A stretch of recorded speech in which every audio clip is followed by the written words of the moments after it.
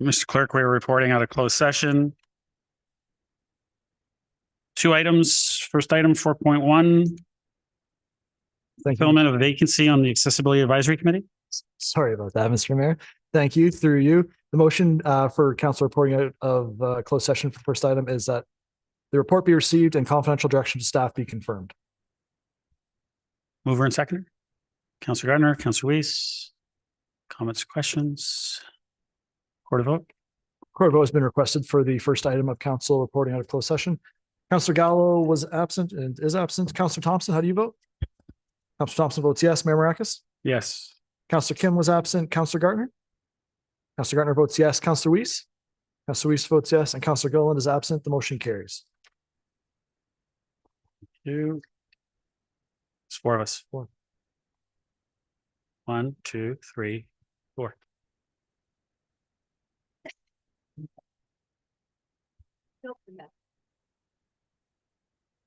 Four. 4.2, fulfillment of vacancy on a Heritage Advisory Committee. Thank you, Mr. Mayor. The motion for the council reporting out of closed session for the second item is that the report be received and that confidential direction to staff be confirmed. Mover and seconder. Councillor Weiss, Councillor Thompson. Comments, questions? Court of vote. Recorded vote has been requested for the second item of council reporting out of closed session. Councillor Thompson, how do you vote? Councillor Thompson votes yes. Councillor Gardner? Councillor Gardner votes yes. Councillor Gilliland is absent. Councillor Weiss? Councillor Weiss votes yes. Councillor Kim was absent. Mayor Mrakas? Yes. And Councillor Gallo was absent. The motion carries. Thank you. Confirming by law. Sure, Councillor. So it was a majority of 4, but at this table, there weren't. There's Councillor 4. Kim is away and Councillor Gilliland is away. There's 4 still here. So it still counts. There's still 4. Councillor Weiss voted. We still have some. Councillor Gardner, you voted. I voted. And Councillor Thompson voted. That's 4 So votes. it doesn't matter that Councillor Kim wasn't present at that meeting. Well, he wasn't present at the meeting, so it would be inappropriate for him to vote out here. No, but it doesn't matter, even though Yeah. he's quorum. That okay, thank you. Yes. Well, he's not, we don't need him for quorum. He could actually get up and leave. There's 4 of us. There's 5 in total. Oh, that's true. Quorum is 4. Yes. That's simple quorum. Yes. Thank you. You're welcome. Confirming by law. Councillor Thompson, Councillor Weiss, thank you. All those in favor? Opposed? That carries. Motion to adjourn. Councillor Gardner. Councillor Thompson, all those in favor? Opposed? That carries.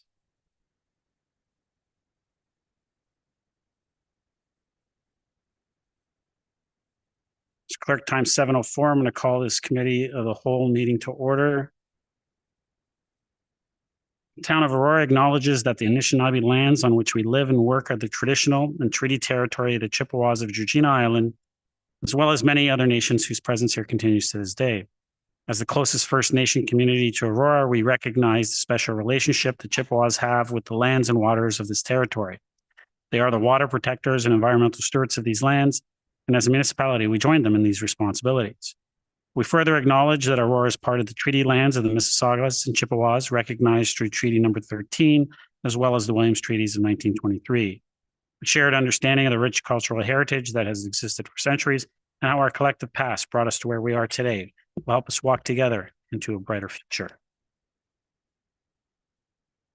A motion to approve the agenda with the added delegation. Councillor Thompson, Councillor Gardner. Comments, questions? Call vote. All those in favor? Opposed? That carries. Any declarations of pecuniary interest? Seeing none. No community presentations, delegations. We do have one. Mr. John Hartman, resident, regarding item 13.1, the Windrow pilot project update. Mr. Hartman, welcome. You have 5 minutes and the floor is yours.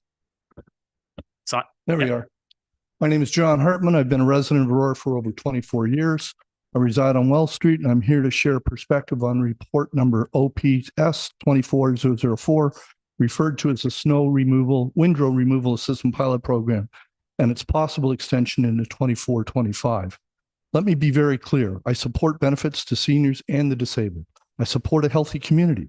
I support the allocations of resources to do other things, such as tree trimming, or as the report says, urban forestry activities, block pruning, and outdoor rink setup, which only lasted about 3 weeks.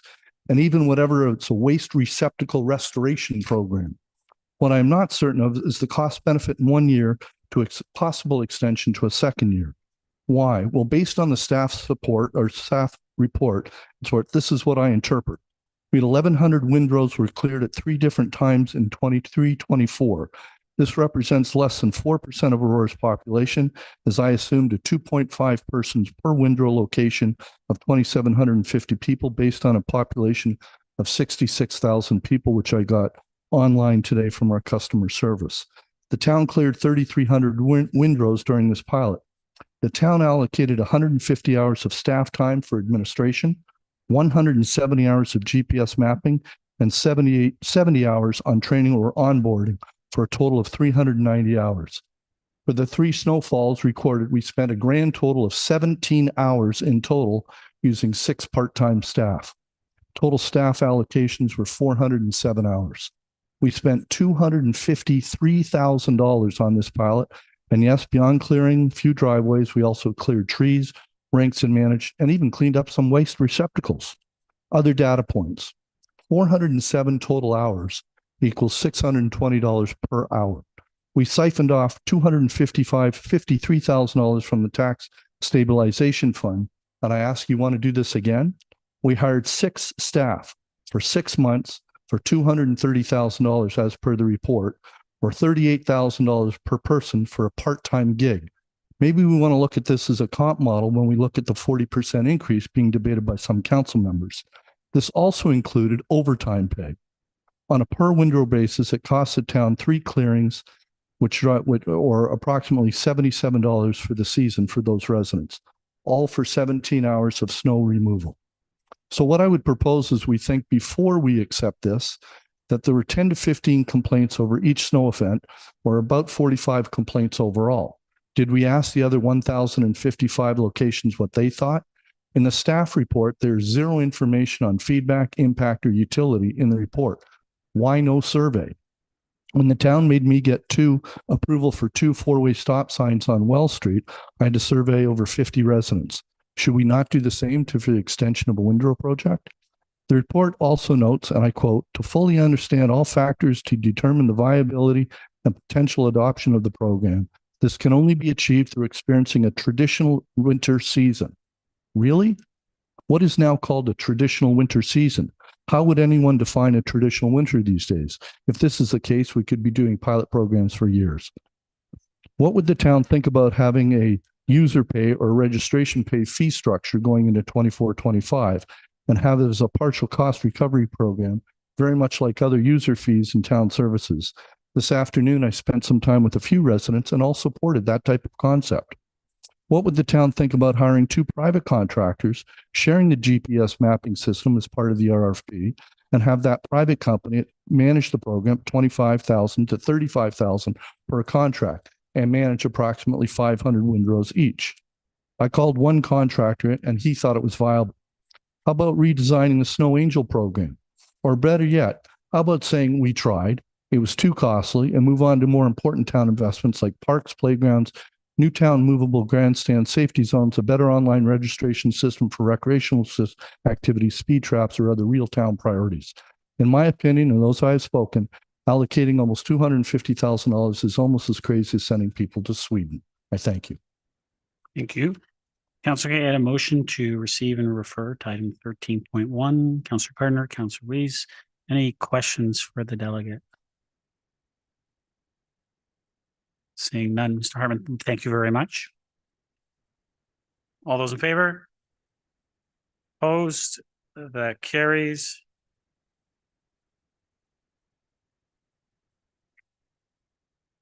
Advisory Committee meeting minutes. I get a motion to approve items 8.1 to 8.3 inclusive. Councilor Weiss, seconder. Councilor Thompson. Anybody got any questions on those ones? Call a vote. All those in favor? Opposed? That carries. Council will move into the committee agendas. Are there any items that anyone wants pulled? I'm assuming someone's going to pull 13.1 since we had a delegation. Well, Councilor Thompson, 13.1, 14.1, 9.2. any others? Councilor Gardner,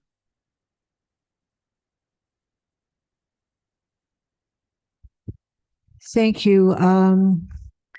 We are pulling 13.1. So the other thing would be 14 point, sorry, the one on the planning application. which one? Glensteeple or Old Bloomington? Yes, thank you, Glensteeple. Okay, so 14.2. Thank you. Anything else? Councilor Weiss?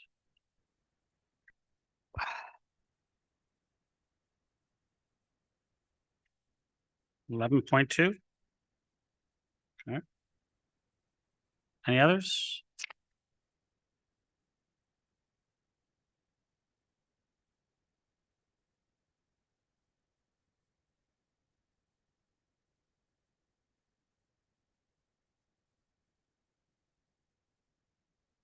Hey, so can I get a motion to approve all other agenda items, committee agenda, agenda items minus 9.2, 11.2, 13.1, 14.1, and 14.2? Got all those? It's clear? Yeah, I got the ones. Okay.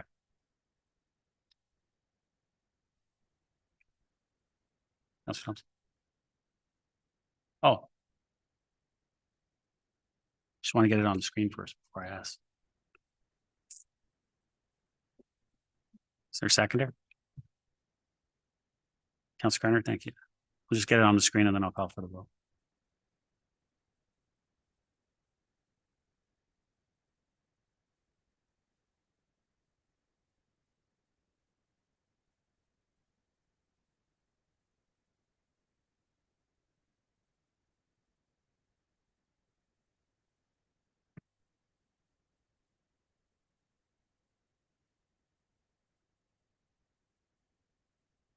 All those in favor? Opposed, that carries. We'll start with 9.2. It's Town Square Resident Theater Group. Councilor Thompson, you pulled this one. Did you want to move the recommendation? Thank you. Is there a seconder? Councilor Kim, thank you. Councilor Thompson, go ahead. Through you to Mr. Rose. Hi, Phil. Thanks for coming tonight. I just want to understand the process. Did we go out to the community and seek input from a variety of different groups? Like, how did we end up with Marquee? I think they're a great community partner. Pleased to see, but I also want to understand the process and whether or not other groups were afforded the opportunity to also participate in the process and or be chosen. Ms. Rose. Thank you. Good evening, Mayor, members of council. Through you, Mr. Mayor, to Councillor Thompson. There was no official sort of RFP process or expression of interest process. The process was essentially realizing that Marquee wanted to be, and since the beginning of planning for Town Square, Marquee, having had insight into the design of the space, the intention always was that Marquee would be one of the key players in terms of programming that space. So as we went through developing the budget for the business plan and developing the business plan, we had more and more conversations about the partnerships that we could have with Marquee. Obviously, understanding that they've already been a partner with us for 10 plus years on special events in particular. We did consult with a cultural center, which of course, we provide core funding for and have a services agreement, a lease agreement with. We also consulted with Theater Aurora, and we had their board through not too long ago. So we kind of went through each of the different sort of theater drama groups here in town that we have relationships with that are not-for-profit organizations. There was no interest from Theater Aurora, and in fact, they don't see Marquee as a competition. They look at the Curtain Club in Richmond Hill, and they're just a much smaller not-for-profit organization with more limited capacity. So it was just through those conversations and kind of that quid pro quo that we had in terms of, we already know they provided us a lot of service from, special event volunteers, which they get compensated for, very minimal sort of honorarium.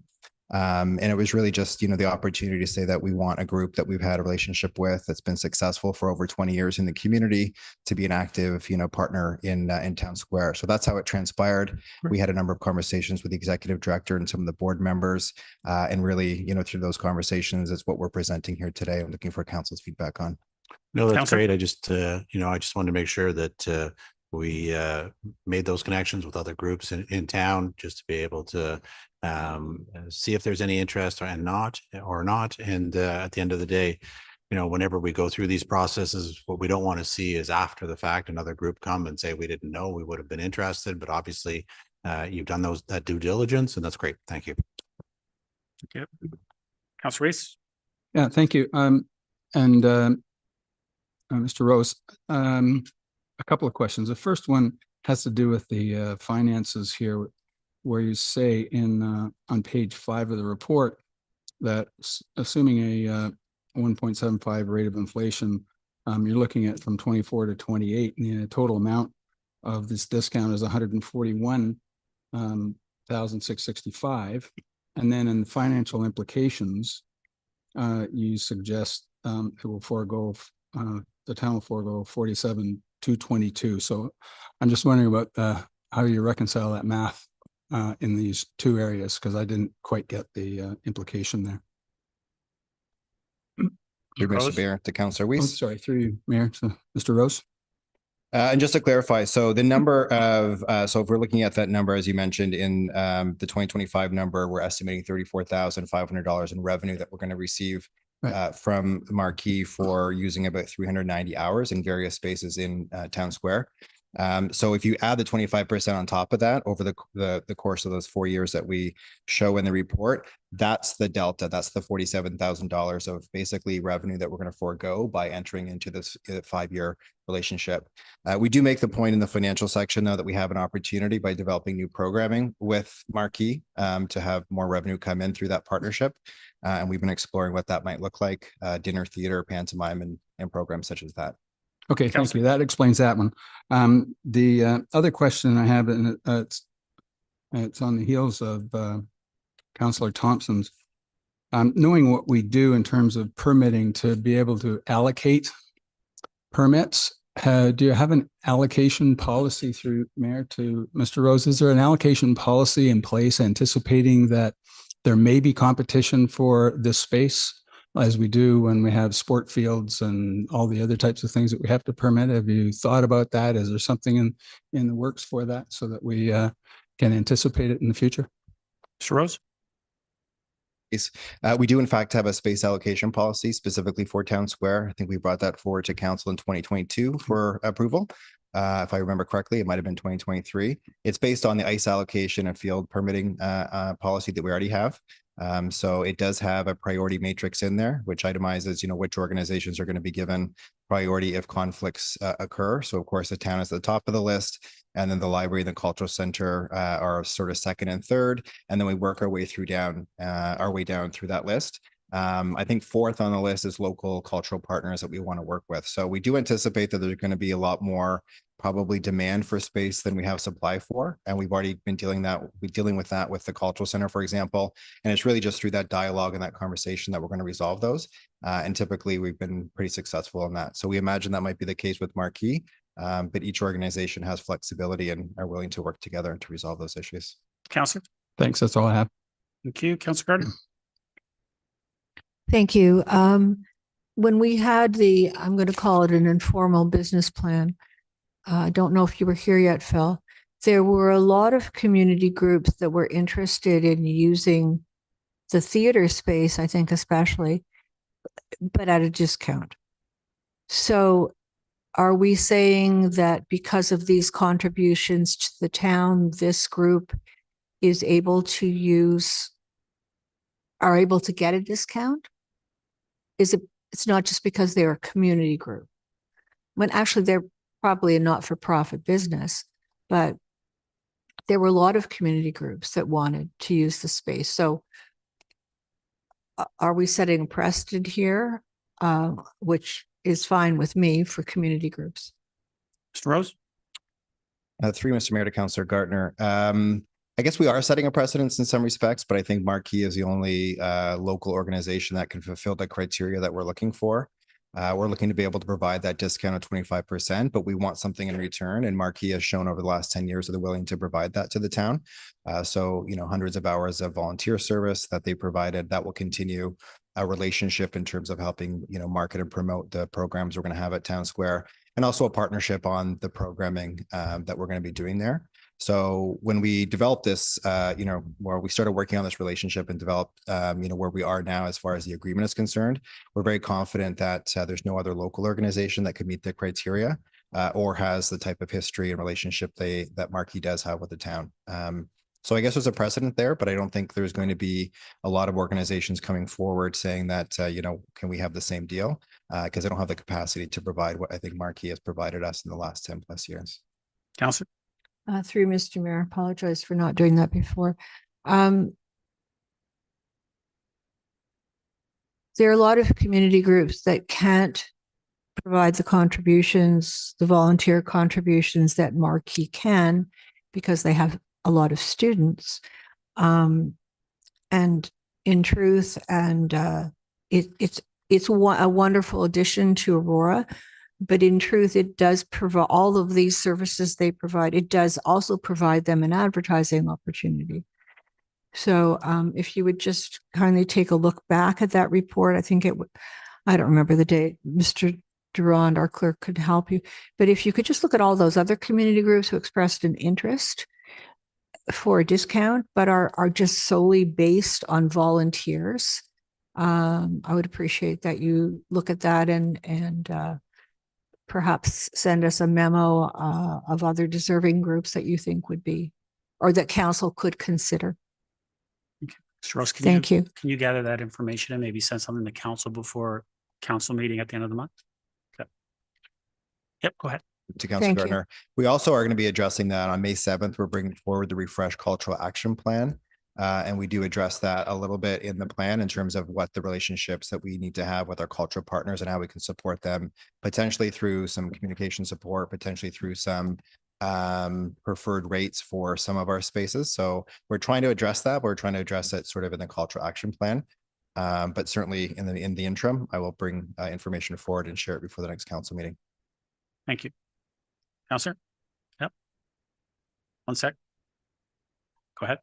If we look at all of our community groups, I mean, some of them are struggling because it's hard to get volunteers, and we do want to keep them viable because they offer a good service to the community. So that's just a follow-up to my ask to consider that. Thank you. Thank you. Councillor Kim? Thank you, Mr. Mayor, and thank you, Phil, for preparing the report for us. And my first question is related to the process and the allocation policy. And I do recall the report from 22. And this question would be for any local organization that gets, the first preferential allotment, whether it's Marquee or any other group. So when you look at 393, 95 hours, you're looking at 7 hours a week, and based on the matrix here, it looks like the performance hall is about 2/3 of it. So like maybe 4 hours a week. So how do you go about, if you can refresh my memory in terms of allocation? I would imagine if you're performing in the theater, the prime hours would be Thursday, Friday, Saturday evenings. When you block that time off, how do you block off if it's just 2 hours on a Saturday and it's 6 to 8, and then you still have a full evening, short of blocking off that whole evening and it's just the one evening for 4 hours? Can you kind of explain how that process would work? I'm just thinking about if there's other organizations at the same scale as Marquee, and it's, a lot of the prime spots are taken. I'm just wondering how that's going to be dealt with. Ms. Rose? Kim. We are currently working through, well, to use as an example, we're currently trying to program January to August of 2025. So the process we're going through is working with our business support staff and community services department. We are taking what the town and the cultural center and the library want as the first round. We're putting that into our system. We're finding out where the conflicts are within those three groups. We're addressing those. We have been addressing those. Once those three groups, based on the space allocation, they get priority. So once those three groups are essentially provided the hours that they need and the days that they need, then we go out to different groups, and then Marquee would be sort of the next round. Marquee as well as the other cultural partners. One example is the Sports Hall of Fame is going to have their annual induction ceremony at Town Square in November of this year, and then every other year hopefully as well. We have the Optimists that have come forward with some requests for concerts that they want to do, third age learning to have, program meeting space. So typically the process is let's deal with the three core partners first, find the space, deal with those, and then we can slot in everybody else based on availability. And again, it would be Marquee and the cultural partners that would come next. So we've had lots of conversations with Marquee in terms of what they need. A lot of the hours that they're looking for are during the summertime as well, which is great because that's a non-prime time for using the performance hall. They do a number of different summer programming that culminates in a performance in the performance hall for parents and guardians and friends of the children that do the camps and the different programs. So we're confident that, as far as the cultural partners and our three core groups are concerned, we're confident that we can meet the needs that they have as far as that space is concerned. It's going to be those other groups that are lower down, sort of the food chain that might not, that might have to have more flexibility. The Optimist is a good example. They came up with some dates. We didn't have the ones they wanted, but they were able to work with the artist to find what they needed. So I think the whole process, especially in the first couple of years of startup, is going to be, a lot of conversation and back and forth, but we're going to get there. And we've been successful in really filling the schedule for January to August of 2025 so far. Councillor? Yes, thank you. And thank you for sharing offline some of the entities that were on the waiting list. And so I was kind of curious as to what type of entities existed, and they're not all in the cultural field. It was good to see all the variety. Lastly, through you, Mr. Mayor, to Mr. Rose, when will we see the full schedule be completed before Town Hall opens? Mr. Rose? Through you, Mr. Mayor, to Councillor Kim, we're very, very close. So in terms of grand opening, just again, for everybody that aren't aware, that isn't aware, September 20th is going to be the beginning of our grand opening of this year. And it's going to be a 24-day celebration that ends Saturday or Sunday of Thanksgiving weekend, October 12th or 13th. I would say we're about 90% in terms of that schedule being locked in. So we're at the point now where we're talking to agents, we're booking performers, we're signing contracts. So I would say we would like to do, I was just talking with Ms. McDougall about this last week, probably an information report or some report to council, certainly before the summer break, probably in the next few weeks, that provides a whole sort of summary of what the grand opening will look like.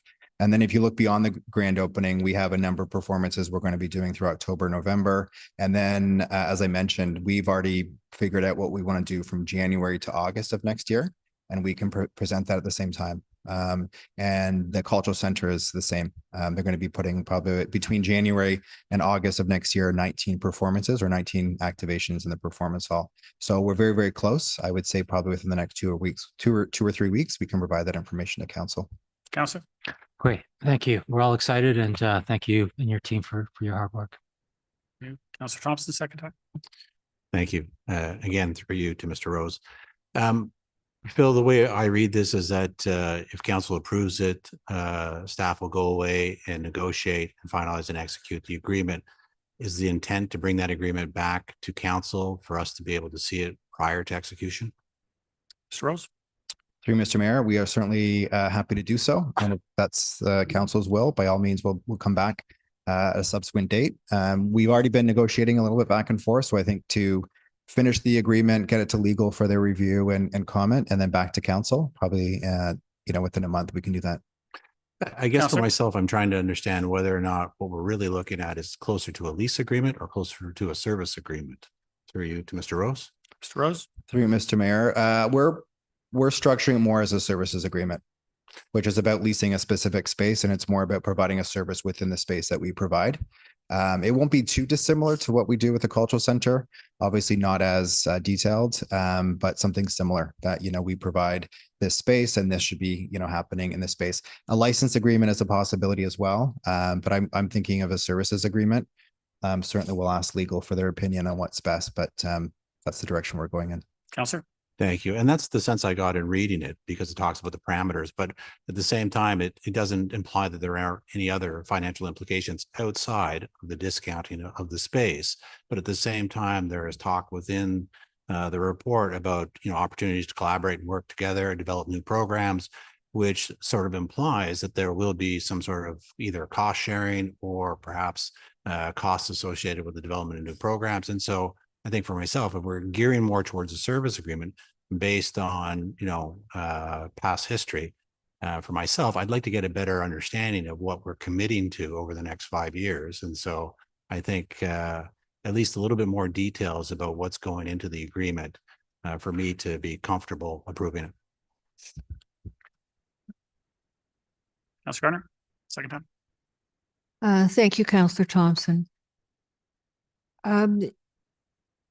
We will probably, or hopefully in the future, be discussing the use of that room that has the sprung wood floor. There may be dance studios or dance schools that would like to use that space. Has there been any interest to this point? Mr. Rose? Through Mr. Mayor, there have in fact been a few local dance groups that we've brought through for hard hat tours that have expressed interest. We have them on our wait list to get back to, again, once we've been able to allocate the time we need for those organizations, Cultural Center of the Town and the library, and then the cultural partners. We will get back to the private dance companies in our town, but we realize that based on the conversations we've had in the hard hat tours, there's a lot of interest in that, as you say, that performing arts dance studio with the sprung floor. We've also actually, Theatre Aurora wants to use it potentially for their rehearsal space as well. Yes. So there's a lot of demand for that space in particular. Counselor? Through Mr. Mayor. Yes, it's a very expensive floor, and not many places would have that, but it also needs to be taken care of by the people who use it. So I'm assuming there's going to be a service agreement that has all the parameters of use. Mr. Rose? Through Mr. Mayor to Councilor Gardner. Not for each rental group that uses it, but we do have, we put the information into ActiveNet. It spits out a rental permit, and the permit itself will have, language around damage. I'm not sure if we necessarily do damage deposits for all rentals. I don't think we do necessarily, but that's a possibility as well. But yeah, we'll have a contract certainly with every user group there that stipulates, what the uses of that space will be. Counselor? Through Mr. Mayor, I think it would be wise to put a damage clause in, not so much because we're going to have damage, but it will ensure that the users know that it is a costly floor, needs to be taken care of. Thank you. Thank you. Any other comments or questions? Call the vote. All those in favor? Opposed? That carries. 11.2, budget timeline process. Councilor Weiss, you pulled this one. Do you want to move the recommendation?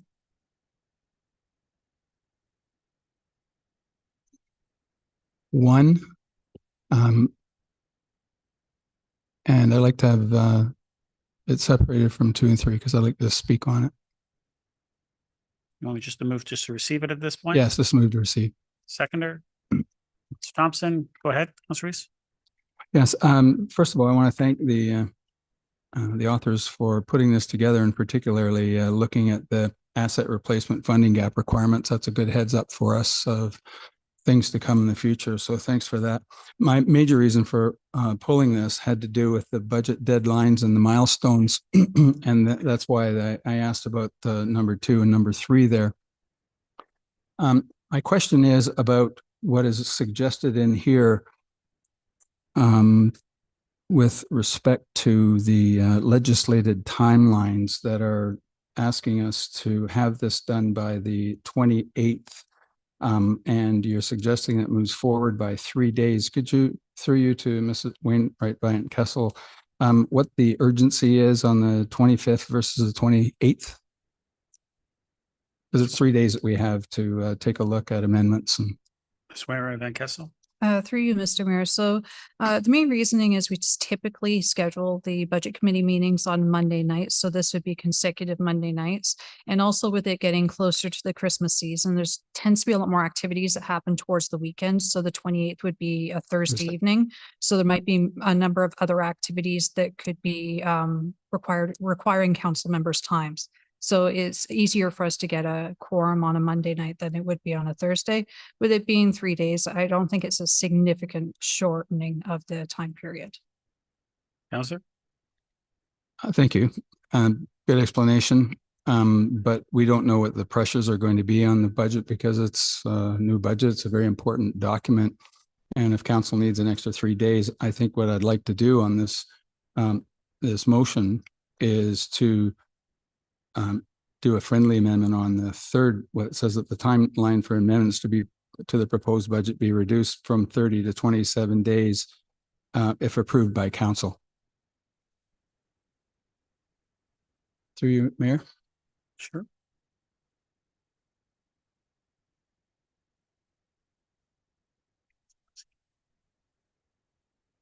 Council, are you asking for a different time for council to approve it? Because essentially council is approving it by approving the recommendation that would be in front of us. So are you asking for that, for us to hold off on approving this at a different time? What I'm asking for is the amendment to the proposed budget be reduced, you said it from 37 to 27 days. I want it to be 30 days or 27 days if approved by council. Because you've asked for the 3 days. And I just want to make sure we have adequate amount of time. I don't know how that will happen or when that would happen. But I just want to bring that up as if we need the extra 3 days, I want to have it. But then my suggestion would be, because then it would be that you just want the timeline amendments to the proposed budget to be 30 days.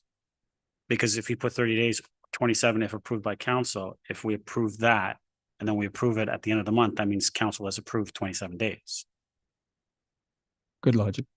So I'm okay with that. You're okay with that? Yeah. So then so you're okay with what's in front of us? No, what I want is the option of having the 30 days as opposed to in this document here saying that council will be happy with 27 days. So I'm suggesting we may not be, and it's pretty early in the year to be able to say where we will be with that budget. That's so then I would suggest that you just remove that and just leave that the timeline for amendments remain at 30 days. Ms. Wainwright Van Kessel. Through you, Mr. Mayor, or you could remove the third recommendation. We put the schedule in as per the table in the report, and then we could deal with it at the council meeting where we would be considering any amendments. And at that point, we could waive the 30 days, or we could do it any time before that. Does that work, Councillor? So we won't deal with third clause. We'll just deal with the second one. The third one we'll just leave off until we get to a point that that council wants to decide whether they want to shorten the timelines. But the milestone here says November 25th. And if you, aren't you suggesting that we leave it in the time period here? I would, Ms. Wainwright Van Kessel, I would, and you can correct me if I'm wrong, but I would suggest that if council hasn't specifically reduced the timeline as per the legislation, then even though we've approved the table, council hasn't passed a motion, which you have to do as per the legislation is pass a motion to reduce that timeline. So if we haven't done that, then it's not specifically been done. That will work, I think. Okay. Thank you. Okay. What's that? Okay. So should we just add number 2 back on then, Councillor? Yes. And then we'll just leave number 3 off. Okay. Yeah. Councillor Thompson, you were second, or weren't you? You're fine with that? Okay. Did you want to speak? Okay. Councillor Thompson. Just for clarity, through you to Mrs. Wainwright Van Kessel, council could put forward that motion to reduce the timelines from the 30th to 27th at any point in time. For example, on the 29th, when the mayor provides the budget to council, or November 5th, when we have our first overview meeting, if we wanted to, or deal with it at the subsequent council meetings on the subsequent Tuesdays in October, November. At that time, once members of council had a chance to see the budget, and they could, if so choose, decide to make that decision at that time. I'll get Ms. Mary Kessel to but it has to be done at a council meeting. Yes. Yes, not a budget Yes, committee. you're meeting. right. So that's why I said at the subsequent whatever Yes. meeting. Ms. in October, Wainwright, I November. guess. So yes, it could be done at any council meeting, including the special council meeting that we'd be holding on the, I believe it's that last day where we were planning on for that 27th day. That would be a special meeting of council. And at the end of that meeting, if council chose to, they could say we would waive the remaining 3 days. For sure. I think what I heard from Councillor Weiss is that, he felt it a little early in this process. He'd like to get a sense of where the budget is and what the pressures are before weighing into whether or not to shorten the timelines. And I support that idea as well. We can deal with it in October or November. Absolutely. We can deal with that at that time. Any other comments, questions? Call a vote. All those in favor? Opposed? That carries. 13.1 Windrow Pilot Project. Councilor Thompson, you pulled this one? Motion to receive, seconder. Councilor Gardner, Councilor Thompson, floor is yours. Thank you. I guess through you to Luigi, just with respect to the delegates' comments in terms of getting additional feedback from residents who participated in it, the fact that it wasn't such an unusual year, it makes it hard to gauge the effectiveness and the both the pros and cons. Can you have any additional comments with respect to that? Mr. Colangelo? Through There you go. you, Mr. Mayor. We weren't planning on conducting a survey, but we can if council chooses us to do so. We can work with our communications partners to gauge if the residents were happy. In my opinion, they were. I received very little complaints. The complaints that came in were mostly to our admin staff. Councilor? Thank you. Was there any thought in expanding the program? I know that there were some people who contacted myself, for example, because they're on regional roads. It's outside of the scope of the program at this point in time. So did we take a look at those people that may have, that could have qualified based on their age or their needs, but because they're on a regional road and it's serviced by York Region, we deem them ineligible? Was there any talk or discussions around either expanding it, or reversely, perhaps we had some learnings throughout this year and decided to constrict the program? Through you, Mr. Colangelo? Mr. Mayor.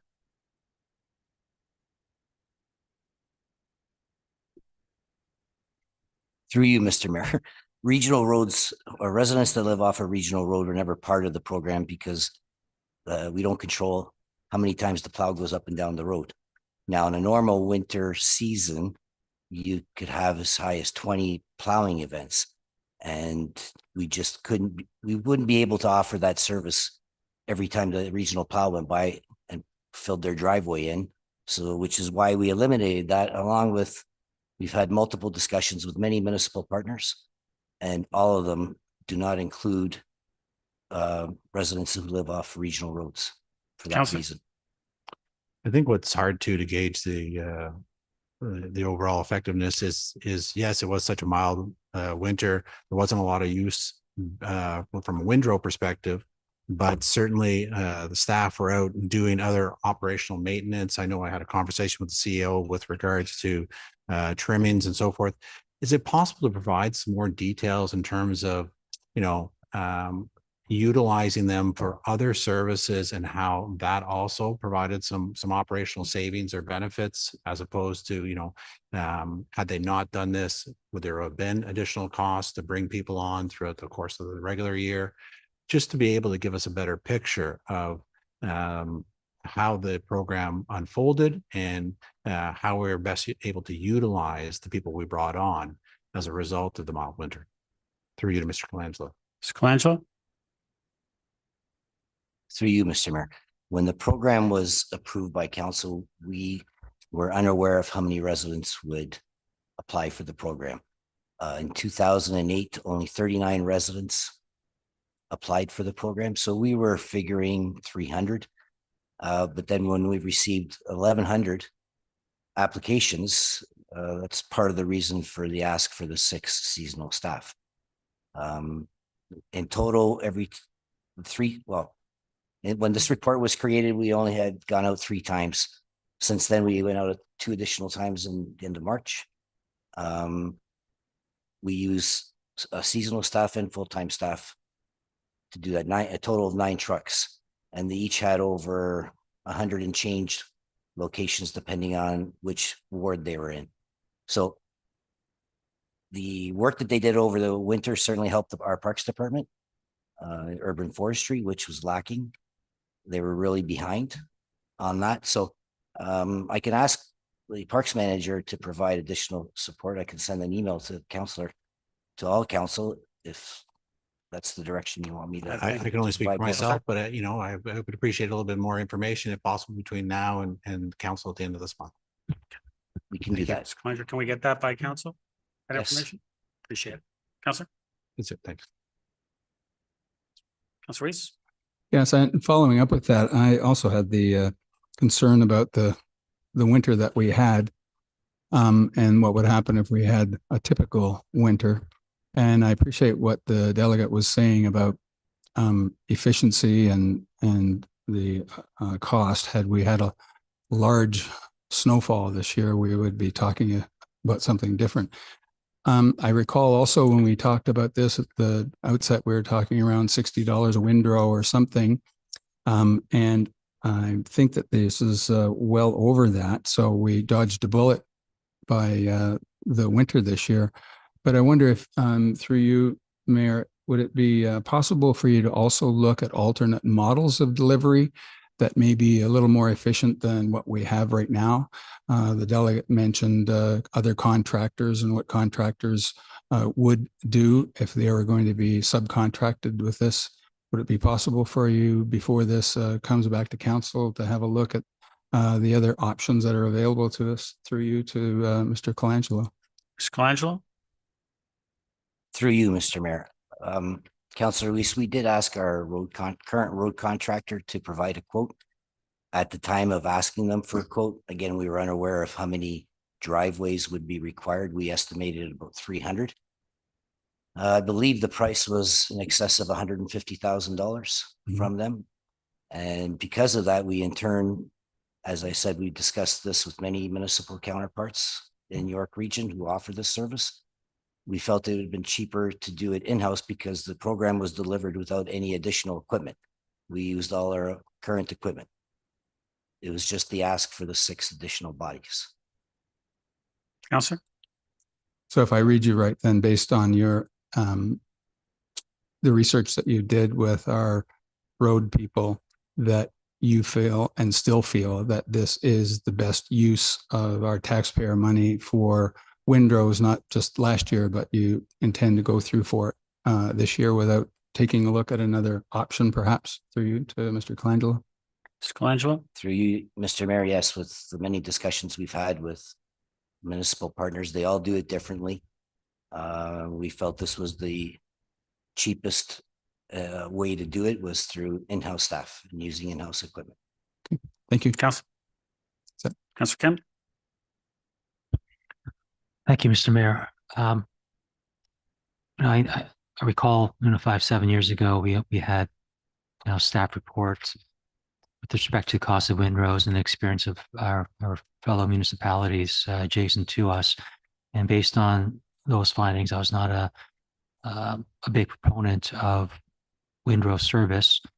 I am a proponent of user fees, and we can complement that with us being able to facilitate contractors to assist residents who need windrow service. I would lean towards that. It's hard to make this decision right now without all the information in place. If we had to make a decision right now, I would not be in favor of approving this for next season. But as was mentioned earlier, if we could fill in those gaps in terms of how do we monetize the part-time hours, times and efforts doing the pruning and all the other activities, if we can kind of monetize that, how much of their time was allocated to windrows, I think that will give us a better picture in terms of which model is the best model to use going forward for Aurora. I'm not sure whether by the end of the month we'll have all that information, but no, I'll certainly have an open mind. But through you, Mr. Mayor, to Luigi, is there a timeline that we need to make this decision, or can this decision be made by end of May or June? Mr. Colangelo? Through you, Mr. Mayor, end of May, June's fine. We already Counselor. we have everything in place. Council? Thank you. I'll wait till what information comes in council, but if there's no rush and if we don't have sufficient information, I'm happy to wait longer. Councilor Gardner? Thank you, through you, Mr. Mayor, to Mr. Colangelo. I won't say anything about his suit this evening. This is a tricky question, but was it just seniors or low-income seniors? Did we just accept anybody who applied who was a senior? Mr. Colangelo? Through you, Mr. Mayor, we had a criteria that residents had to meet. And as long as they met the requirement, we added them to the list. Councilor? I believe it was age and medical, correct? I don't think it was income residents- related. It wasn't income related. There you go. I think that's what you were asking, right, Councilor? Yes, that is what I was asking. Because as the seniors population increases, and I think Aurora has one of the fastest growing seniors population in the region, this just we may not be able to have the budget for this. So anyway, at the moment, it is as it is. And did we accept people with accessibility issues? Yes. Yes. Through you, Mr. Mayor, yes, we did. Do you have any idea how many of the people who applied had accessibility issues? Mr. Colangelo, is there any way we can get a breakdown by the end of the month? Well, we have the list. I don't know if it's broken down. The requirements were you had to be 65 years of age and a resident of Aurora. We did not ask for any medical certificates. There may have been people who or residents who did provide that, but I can ask staff tomorrow. Councilor? Maybe if we can get some. If it's not a crucial piece of information, but I would be interested, especially for the future. Well, Thank Mr. you. Colangelo, if you can just gather as much information as you can for the end of the month, that some of the questions that council has asked, I think we would all appreciate that. Through you, Mr. Mayor, will do. Thank you. Councilor? And as a follow-up, I didn't get nearly as many complaints this winter. Well, it wasn't the winter that it was last year, but I think you did a very good job. Thank you, and to your staff. You. Any other comments, questions? Call the vote. All those in favor? Just receiving? Opposed? That carries. 14.1. Aurora Business Improvement Area Annual Report 2023. Presentation by Mr. Smith, Vice Chair, or BIA. Mr. Smith, welcome. Floor is yours.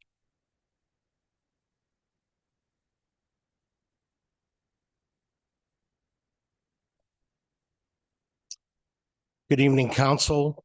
I'm very honored to be here tonight. I haven't been at this podium for quite some time.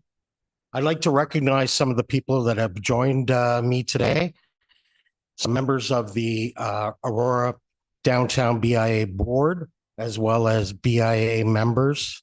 I'd also like to thank very much our chair, Joanne Russo, who has steered this ship since its inception. And without it, we wouldn't be here today. And I'd want to thank her, as well as Ms. Hawes, who's with Economic Development with the town. Her guidance and support has been very valuable. So I'm here just to talk a little bit about where we've been, where we're going.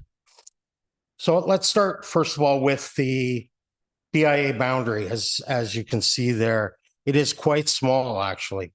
And so because it's geographically limited, we're looking at ways to work outside of the boundary and to work with other businesses in the downtown, but I'll get to that a little bit later. Our mission, we're a volunteer-driven organization. We have now under professional management, we have Elena and Rhea from Beverage Marketing have done an outstanding job in helping us get things moving along. Shout out to Holly and her team at Creative Solutions for amazing support in our social media side of things. So let's start from where we were prior to the summer of 2023. Well, quite honestly, we were rudderless. We were floundering. We had challenges as an organization. And in summer of 2023, we brought on board Elena and Beverage Marketing. It helped us have boots on the ground to be able to accomplish things. So when we started in July, I'll back up here. Whoops. I don't know what we did on that. There we go. When we started, we didn't even know who our members were. We did not have an up-to-date list of who the tenants were and who was in those particular units. So we had to go knocking on doors. We had to have surveys and things like this. And these are some of the things that we've accomplished in a very short period of time since July. We have a newsletter now. We constantly communicate with our members to let them know what we're doing, but also to find out what's important to them. Our social media, we've grown to over 1,000 followers since August. It's quite amazing the engagement that we're getting across the community. We had a special members meeting back in November, and the idea was to share our budget, our numbers, our goals, our plans with members and get their feedback. And one of the feedbacks we got loud and clear was expansion of the BIA boundaries. So our goals for this year are to take on supporting existing events, building on new opportunities, seeking out sponsorship with our events. We are looking to implement a pay-to-play scenario whereby businesses outside of the BIA boundary can participate in some of the things that we're doing. Strategic planning. We're having a workshop with board and BIA members. We're updating all our policies, subcommittee, terms of references. As you can see there, we've got a lot of things that we're working on, including collaboration workshop, where I spoke with CAO, would be very much interested in attending along with other stakeholders in the downtown. One thing that's loud and clear that we've heard is we don't want to duplicate services, efforts, and so on. And so we need to find out who's doing what, communicate on a regular basis so that we know how to work together to maximize the benefits of revitalization of our downtown core. And as I said earlier, number 9, longer term is to expand the BIA boundaries. But it's important that we're a voice for the downtown members, because they have unique, special needs that are different than other businesses in our community. And so we are looking to work with a grant writer to help us in terms of, from a funding perspective, to look to do some of our things. Storefront safety training. Safety, safety, safety. We hear it a lot from our members, concerned about the downtown safety. And so we're going to look at that. We have other workshops we're going to do for our members.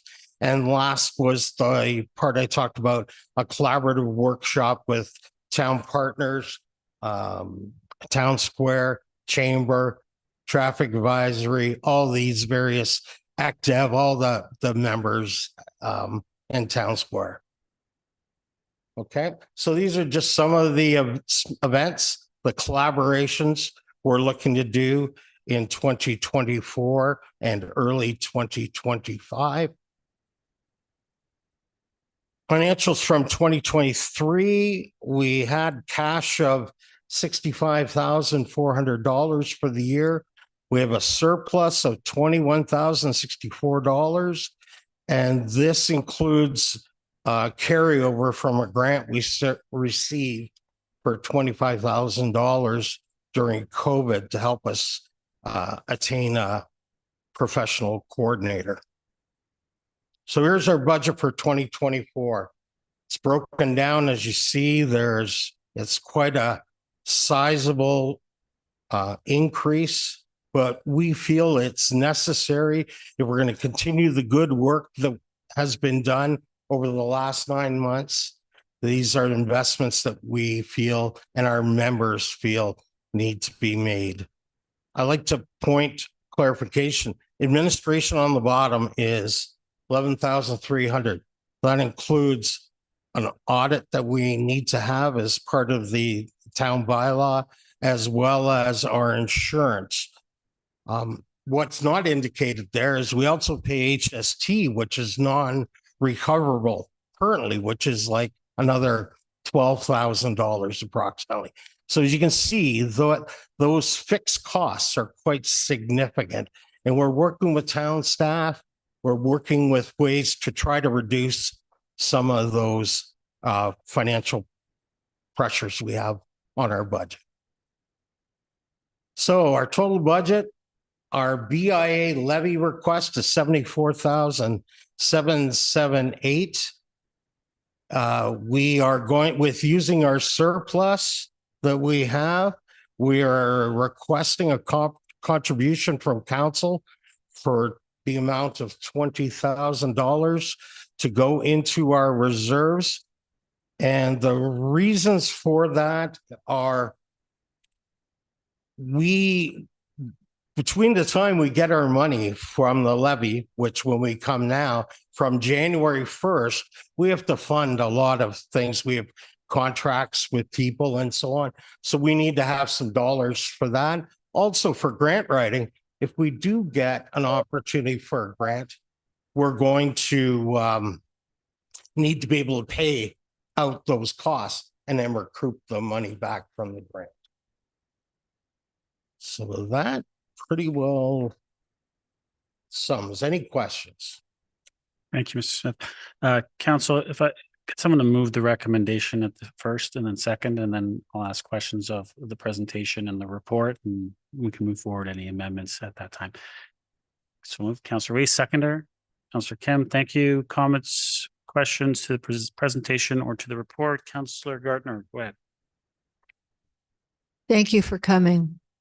The last time I remember you at this podium, you were quite ill, and you came because you had something very important to say to council. And I appreciated that. Thanks to, Ms. Russo, who's been in this from the beginning and has worked very hard, and to Ms. House.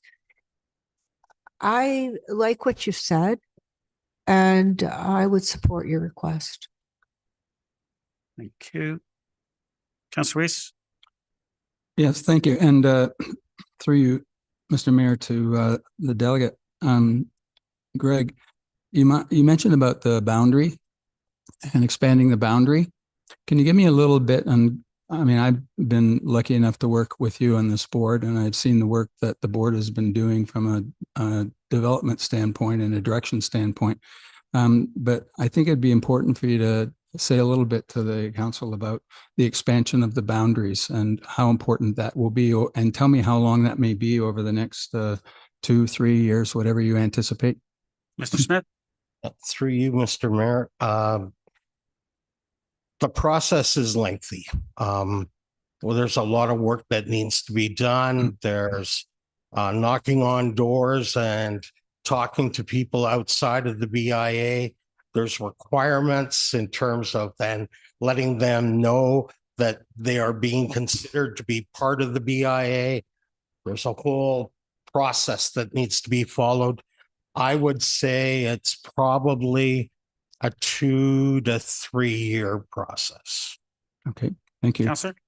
Thanks. The other thing that I want to point out is this is a volunteer-driven organization, and one of the things that I saw in the beginning where we would come together for an hour or an hour and a half once every month, and we had great ideas, but we weren't putting the boots on the ground. And I think that was an excellent idea that the board had to bring beverage marketing on. So can I just ask you then that this about this $20,000? That's basically what you've said, is that this is for cash flow that you need and for meaningful growth, that you're going to have the people that you hire to help you grow the business and to maintain them. Is that correct through you? Mr. Smith? Through you, Mr. Mayor. Yes, Councillor, that's what the plan is. The plan is that we have asked our members to step up to the plate. They have agreed. We just need to, when we're looking at the excitement we have with our members around Town Square opening, what it will mean to the downtown businesses. They're hoping for wonderful things and collaboration and working with all the partners, Town Square, the town, Active, Chamber, everybody. That's what the $20,000 will allow us to maximize opportunities in the downtown. Thank Counselor? you. Yeah, so it's basically to maintain the momentum that you've developed. Thank you. Thank you. Counselor Kim? Thank you, Mr. Mayor. Thank you, Greg, for delegating and your presentation.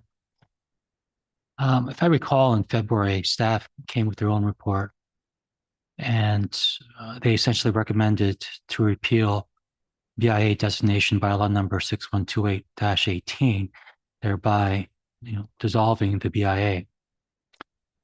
And further, that staff be directed to perform all the administrative functions to include the business of the BIA and assume the assets and so on.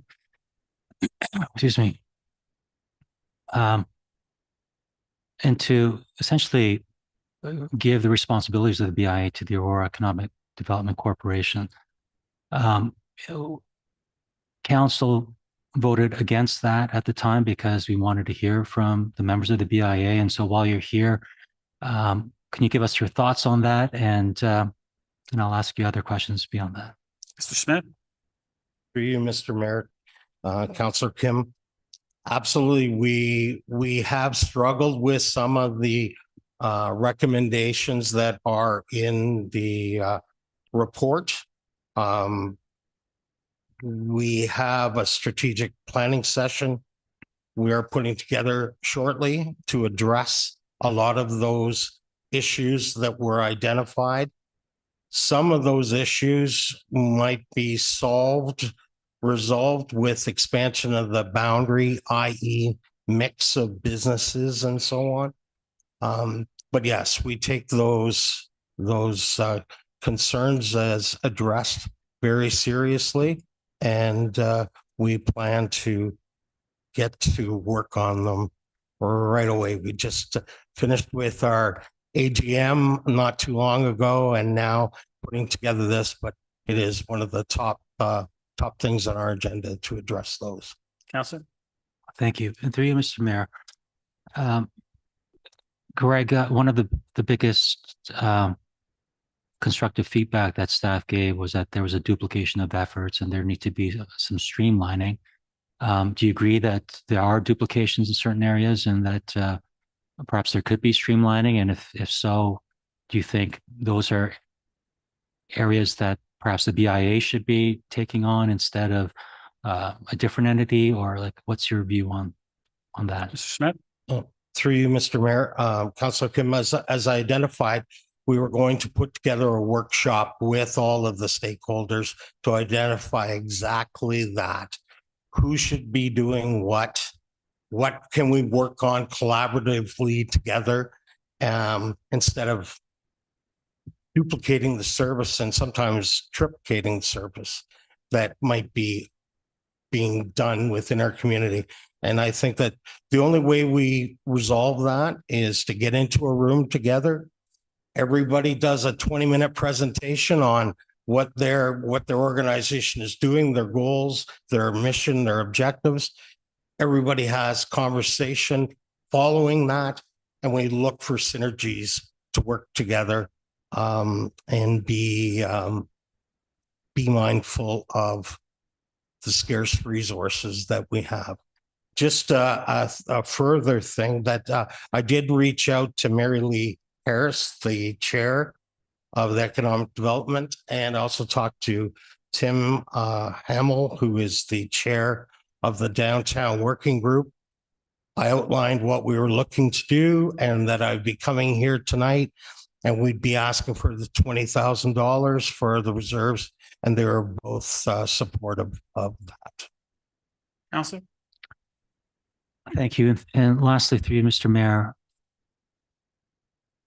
with respect to the 20,000, I do understand that before you received the levies from the members of the BIA, you do need the 20,000 for all the reasons that you gave. Would you be open to having a kind of line of credit with the town where we offer 20,000, but as soon as you receive the levy, that you would return that as an option, as opposed to keep it as a reserve funding for future years? Mr. Smith? Through you, Mr. Mayor, I think we believe that the BIA is on the right track, and we believe that in the long term, the BIA is tied very closely with the downtown revitalization. The town has invested significant money in Town Square, and we would like to work with the town and Town Square to maximize the benefits for all of Aurora, all Aurorans. And I think that the reserves allow us a bit of a safety net in terms of from a cash flow perspective, but also from an opportunity and unforeseen circumstances. Give you a great example. Right now, our social media, which has been doing phenomenal work for us, is no longer contract with the BIA. Their contract ended on March 31st because we did not have funds to carry on and have the continuity going forward. So there's just a really good example of where we now have a gap. Counselor? Thank you. That's all. Thank you, Greg. Thank you. Counselor Thompson? Thank you. Thank you for being here, Greg. Just so I understand the difference between the report and your presentation and speaking to the $20,000. So you finished your fiscal year with a surplus of $21,000. Are you saying that you've gone through that surplus now, and that's why you're not able to continue on with social media and so forth because you have no funds at this point in time? Mr. Smith? Through you, Mr. Mayor, we have contracted with our coordinator through to the end of June. And so with that contract, that has the rest of our funds available allocated to that. So we do not have additional funding. Even though we have money in the bank, we can't commit to until we know we have approval for the levy and or the $20,000 reserves. Counselor? Thank you. And again, through you, Mr. Mayor, to Mr. Smith. So the intent is still to adhere to your budget figure of 95,000, but rather than use the carryover that you've historically done, you're looking for the town to bridge that gap between the levy of 74,000 and your budget of 95 to enable you to always maintain this reserve of $20,000 to deal with contingencies, unexpected expenses, and from a cash flow perspective, while the levy funds come from the town. Mr. Smith? You, Mr. Mayor, yeah, Councillor Thompson, that's exactly right. But also it is, again, on the grant side of it. You know, you go and you provide or write a grant, as you all know, and you might get approved for $20,000, and you still have to run the event or the project or whatever it is, and you still have to cash flow that, and many times wait for the money to come back. So that's also another benefit that we have not been able to do much in the way of grant writing because we just haven't got the reserves per se to do that. Councillor? Thank you. Through you to Mrs. Wainwright Van Kessel. The report in front of us doesn't speak to the $20,000 contribution, nor does the motion in front of us. It's been presented through the presentation itself. Should council approve what's in front of this, does that provide sufficient direction to staff to provide that additional $20,000 contribution, or is something further needed? Councillor, I would need an amendment, but I'll let Ms. Wainwright. That's what I think. But Yeah, no, I would need an amendment, but I see nods. Ms. Wainwright, Through you, Mr. Mayor, yes, we need an amendment to have that in there. Otherwise, we'd not be able to flow the extra dollars to the BIA. Councillor? Thank you. That's it. Okay. Councillor Weiss, second time? Thank you. I want to address two things. Number one is number 5 on there, that the Aurora BIA board be requested to report back. And you have full intentions through what you said with your strategic planning that the board will meet and they will go through the report and address any of those issues that are outstanding. Smith? Through you, Mr. Mayor. Yes, Councillor Weiss, that is one of the things we're doing is meeting to address those things. In addition, our plan is to be back in front of you on a quarterly basis, updating you on what the work the BIA is doing. I think that it's important that we communicate what we're doing more often. And that's definitely the plan, is to address the needs as outlined in the report that was presented here to council by Ms. Hawes, PDS 24-042. And we are going to work on resolving as many of those things as we can. Thanks. Councillor? Yeah, thanks. I think that's very important. So if it's okay with you, Mayor, I'd like to provide that the amendment that we've talked about. Sure. And the amendment is that a $20,000 contribution from the town be provided to the BIA to support their 2024 work plan, and that it be funded from the Economic Development Reserve Fund. Seconder? Councillor Gardner? Comments, questions to the amendment?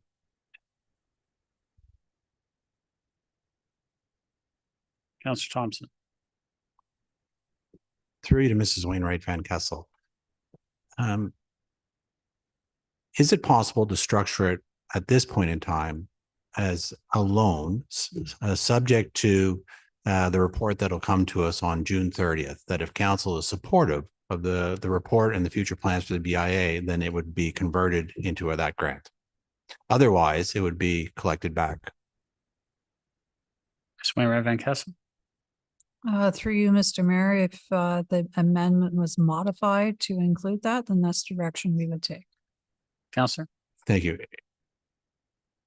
In theory, I'm supportive of the idea, but at the same time, issues have been raised, and I've heard that the BIA has put plans in place to address them and report back to council on June 30th. And I just think that it's reasonable to make this contingent upon that plan being presented to the satisfaction of all members of council. And I'm sure that they'll be able to address and the issues that have been raised and provide a long-term plan that we're all supportive of. But until that point in time, I'm comfortable helping them in their cash flow situation, but I think there should be a contingency. with respect to that report that's coming on June 30th.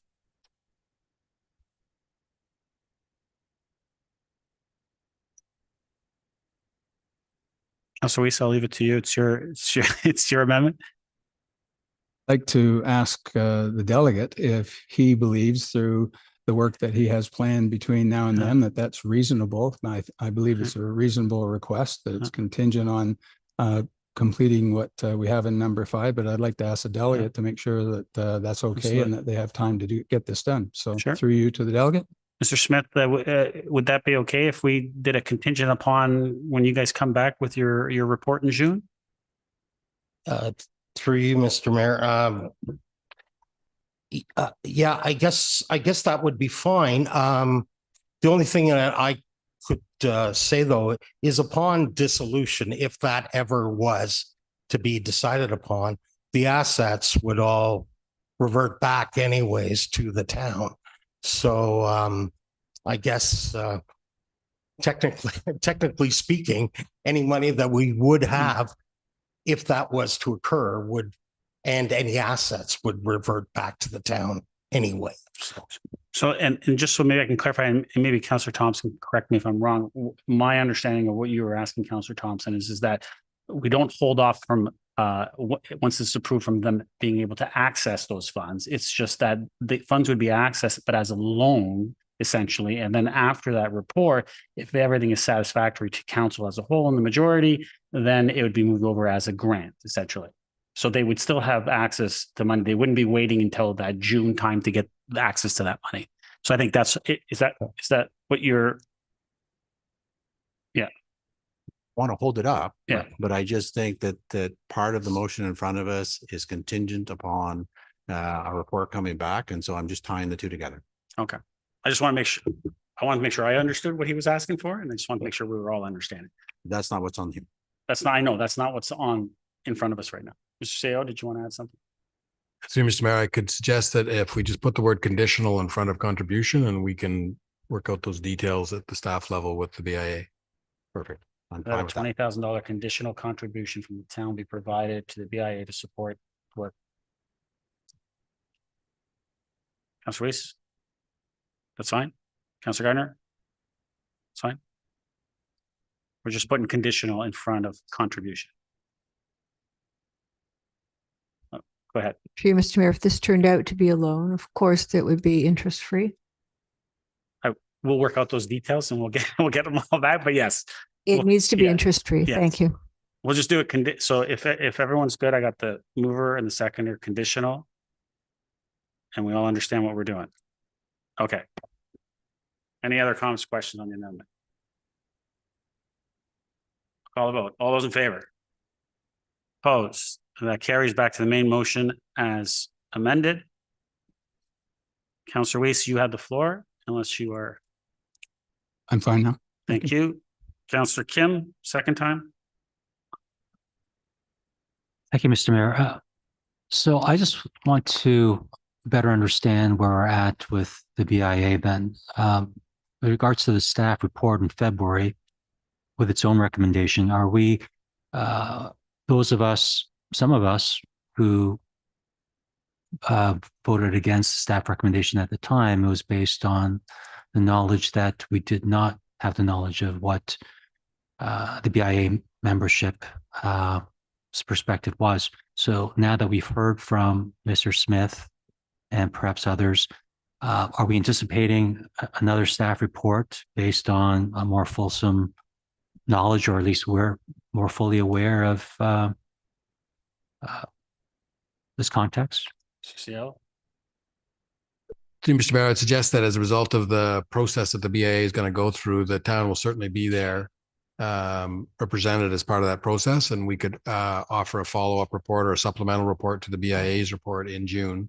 And at that time, we could include a recommendation whether or not the changing the 20,000 from a loan to a grant is recommended.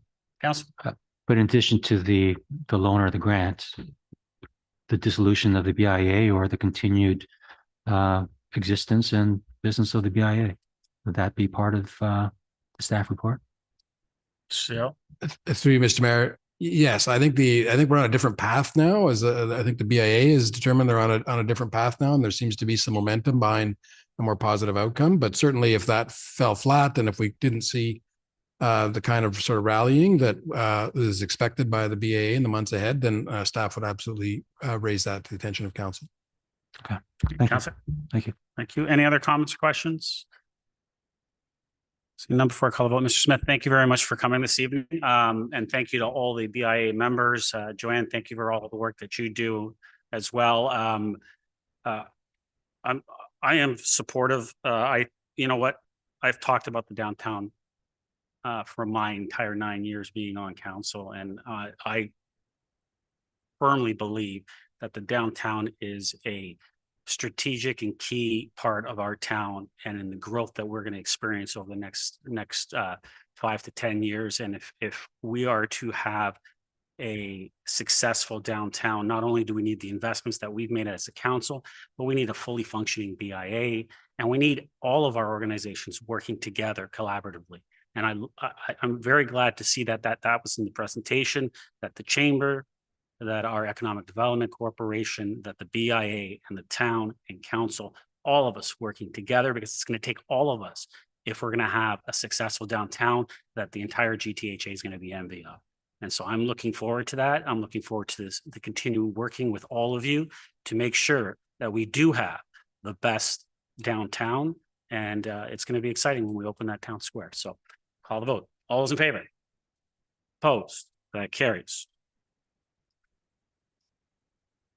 You guys are welcome to stay if you like.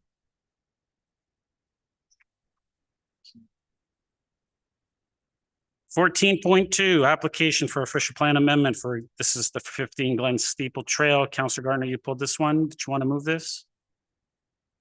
No? Someone want to move this? Councilor Thompson, anyone second? Seconder? Councilor Kim, thank you. Councilor Gardner, the floor is yours. Thank you, Mr. Mayor.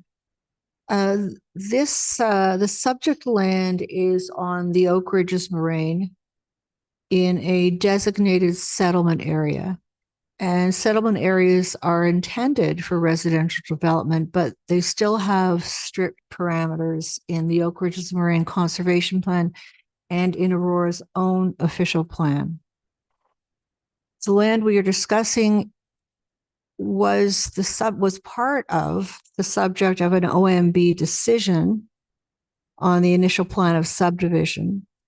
And the OMB gave permission to the subdivision to have 29 single detached lots with an R2 designation. So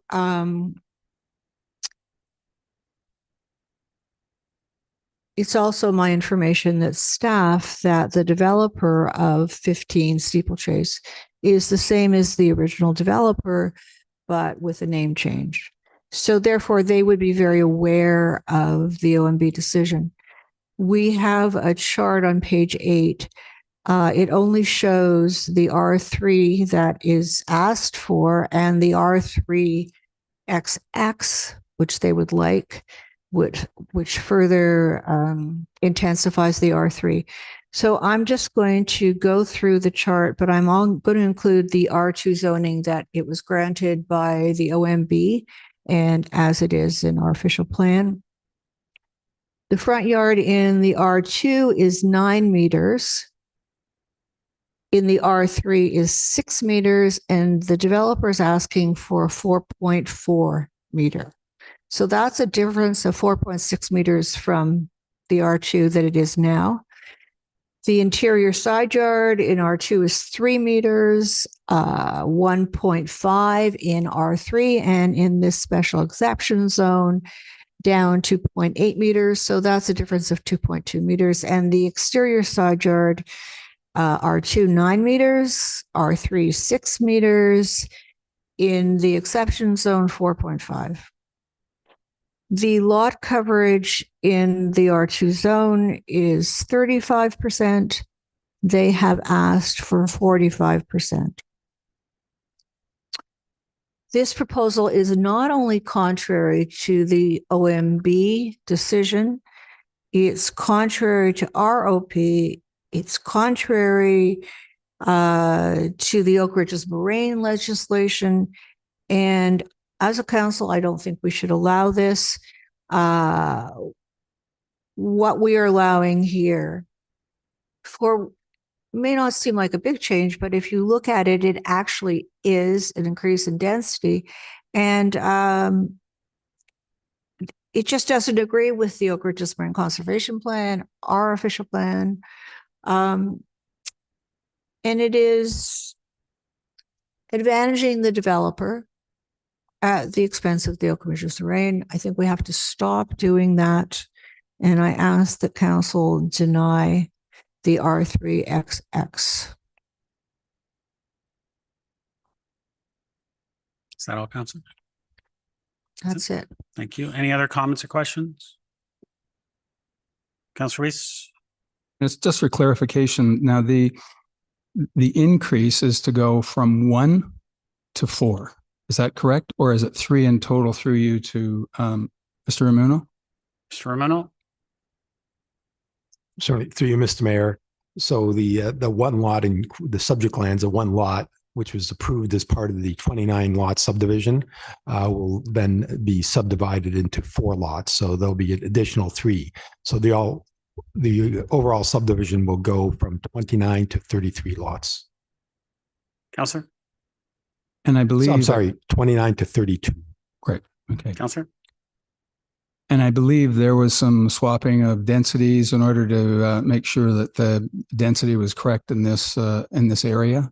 And I also believe when we had the planning meetings that the number of residents were concerned about this. There were no play structures and play area and green space in that area, and they were eager to see if we could do something with the developer to have the green space put in there for a playground, and I don't see that in this one. So nothing has happened since the last time we've seen that, through you, Mayor, to Mr. Ramuno. Mr. Romano? Through you, Mr. Mayor. So just to clarify, so there was no change or swapping of density. So the request, the applicant was required to submit an amendment to the official plan. And the reason for that was to increase the density from 2 units an acre to 2.2 units an acre to accommodate the additional 3 extra lots. And the other change to the official plan was to increase the lot coverage from 35% to 45% for the additional 3 lots. We did look at as part of the public comments, trying to accommodate additional play structures, but there really isn't any room there. These are all significantly large lots with rear yards and, front yards. So there was no opportunity to include a play structure within the subdivision. Councilor? Thank you. Councilor Thompson? Thank you. Through you to Mr. Ramuno.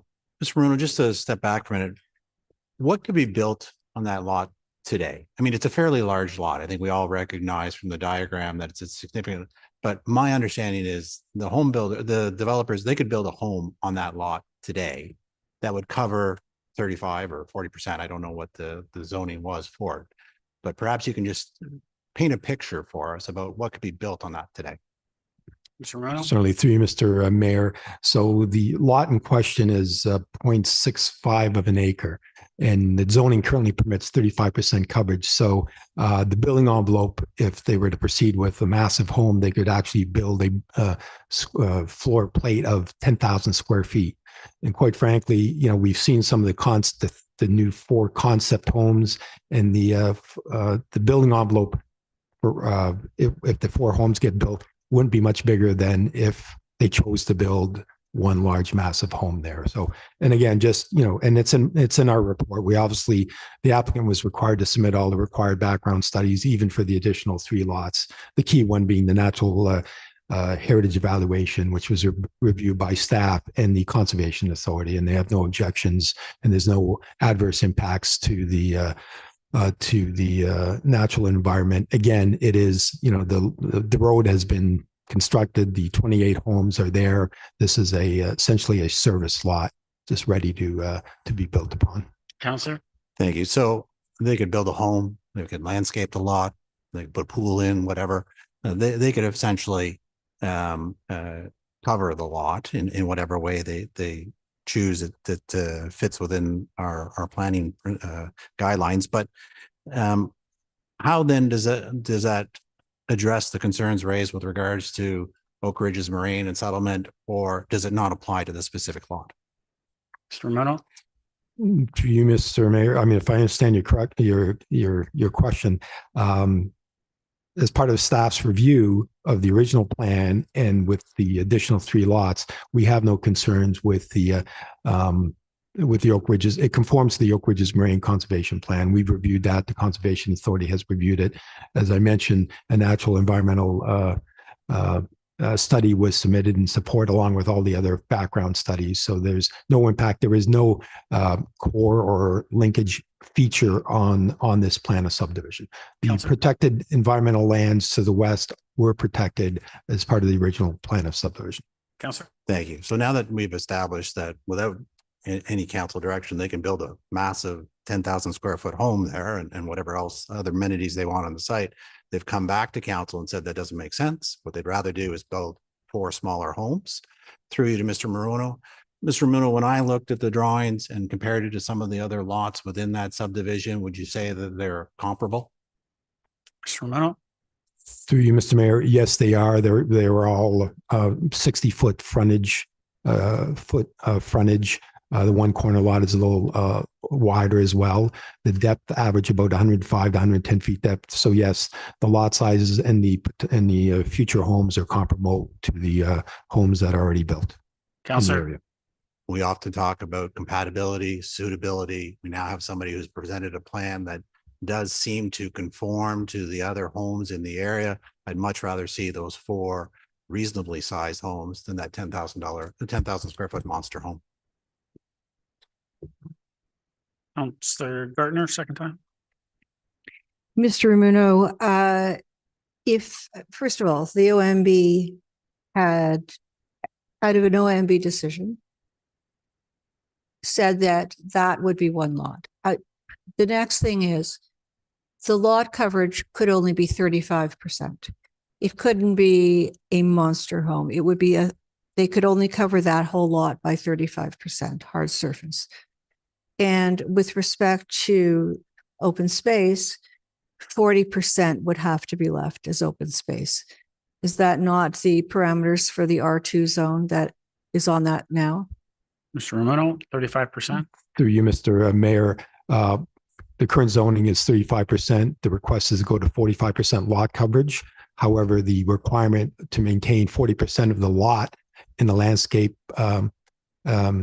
situation it will be the same. They're not requesting that change.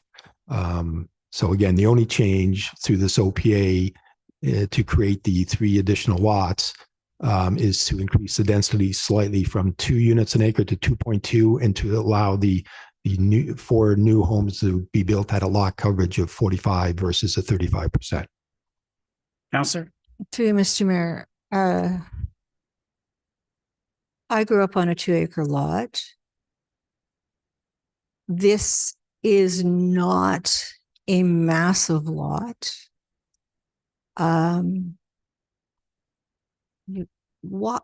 Why should we advantage a developer? Why should we advantage their profit? When we have the ruling, we have our official plan, we have the Oak Ridges Marine Plan, it's settlement area. It's very clear what is allowed on this lot.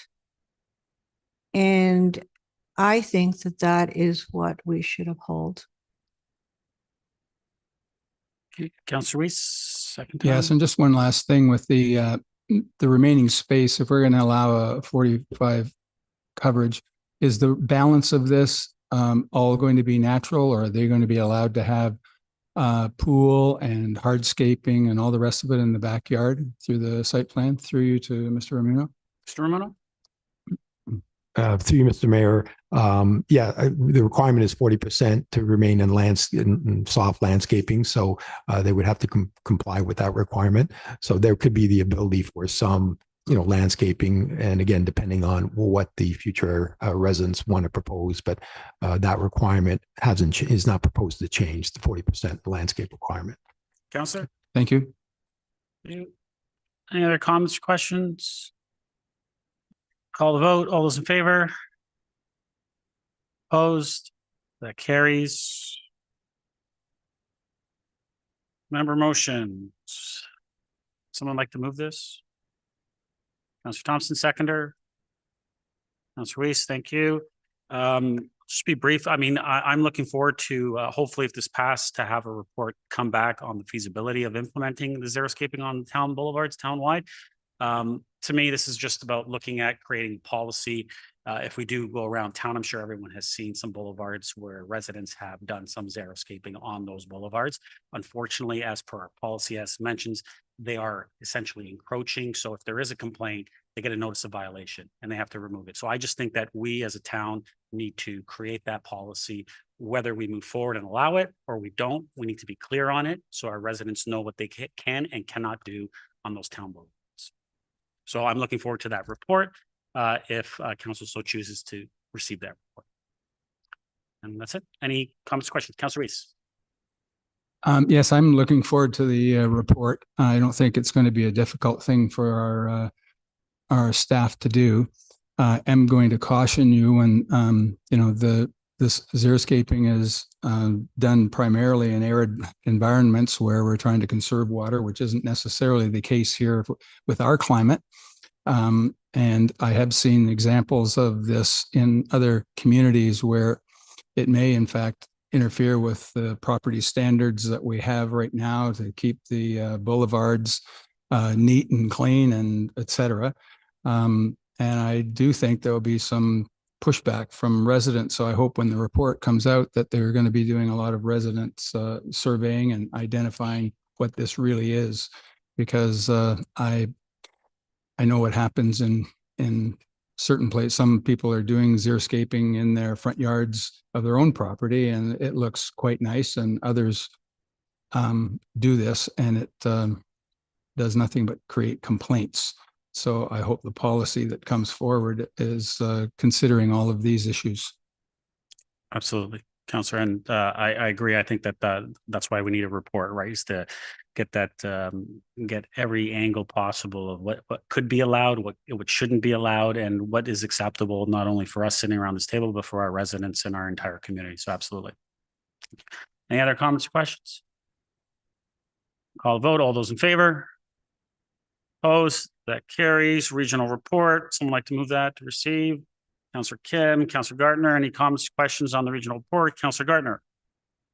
Thank you, Mr. Mayor. I found this to be a very interesting report. One thing that caught my eye was the traveler safety plan within an initiative. It's called Vision Zero, and it has to deal with road safety best practices to prevent severe collisions. I think that's very important for our communities. Another interesting thing was a memorandum of agreement signed to advance wastewater energy transfer project.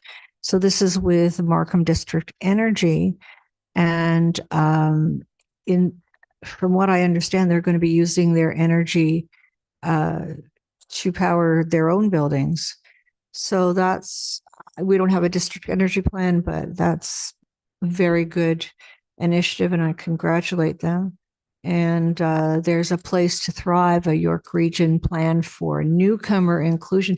I had no idea that newcomers represented more than 84% of York Region's population growth between 2016 and 2021. So that is something that is certainly going to be helpful. And something that we had in our official plan through you to Mr. Muno. Mr. Muno, we had in our official plan that we were going to have an age-friendly town.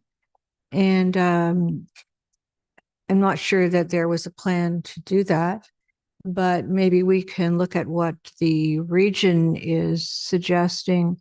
It's basically to keep seniors healthier longer, live in complete communities that are available for seniors. It's really an important initiative, as considering that we do have a large aging population. So, Mr. Mino, Mr. Mino, do we actually have any ideas how we can make our town age friendly, or is that a policy that we're going to be working on? And I'll go to Mr. Ramuno. Thank you. Councillor, absolutely. I think so Mr. Ramuno and his staff work with regional staff as well on all these strategies that come forward from the region. And so they've been working on this and they've been discussing this and how it can be implemented within the 9 local municipalities as well. But I'll allow Mr. Ramuno to expand upon that. Mr. Ramuno? Certainly, through you, Mr. Mayor, that's correct. I mean, we're work closely with the region on some of these initiatives, similar to the provision of housing. So it's a combination of different things, right? Ensuring that there's a complete communities access to the various amenities and services, but obviously also ensuring that there's the proper housing to support our aging population. Councillor? Hey, Mr. Mayor, did I hear you say housing to support our aging population? Mr. Ramuno? That's one element as well. Councillor? Thank you. And hopefully we'll get a report back on this at some point. Mr. Ramuno? I see nodding yes. Thank you. Thank you. Councillor Weiss? Yeah, thank you. I, like Councillor Gartner, I picked up on the 84% between 2016 and 21. And I was also interested in seeing all the agencies that are involved in this. It's quite a large and extensive list. But I was particularly interested in only one group, the Arts Council, was involved in the social and cultural involvement. And as we know, when newcomers come to any community, their school, their faith and churches, as well as their recreational activities are very important in their assimilation. And I didn't see any of that in there when I read through all the agencies and the school board, and it's only the York Region District School Board that's listed. And that was with Mr. Roach, who I know is involved in more training and educational side as opposed to the socialization side. So I just think at the table, there should be somebody at the region who's looking at some of the socio-cultural integration aspects for this to really engage newcomers so that they're involved in our community, not segregated from our community. So if you could take that back, I'd appreciate that. Absolutely, Councillor. I will bring that up with our Commissioner of Social Services and let them know if we can do more in regards to collaborating with more organizations as well in that regards to the arts and culture. Councillor Thompson.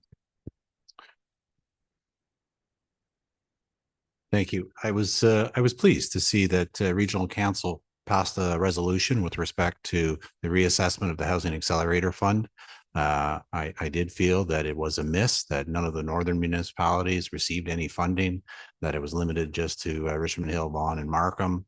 As noted in the report, 30% of the growth is planned for York Region. So I'm certainly hopeful that this time around, the federal government sees the value that all of the northern 6 municipalities are providing with respect to housing and support our initiatives. And I don't know if you have any other further comments or insight with regards to the process. I did hear the other day that new funding has been added, so perhaps there is hope for Aurora, but other than that, I don't know if there's much else to add, Mr. Mayor. Councillor, yes, the Prime Minister announced today a new, they've topped up the funding stream for the Housing Accelerator Fund for another $400 million. They've also included $6 billion for the Canada Housing Infrastructure Fund to accelerate housing construction, including $1 billion in direct funding to municipalities for urgent infrastructure needs like water and wastewater management.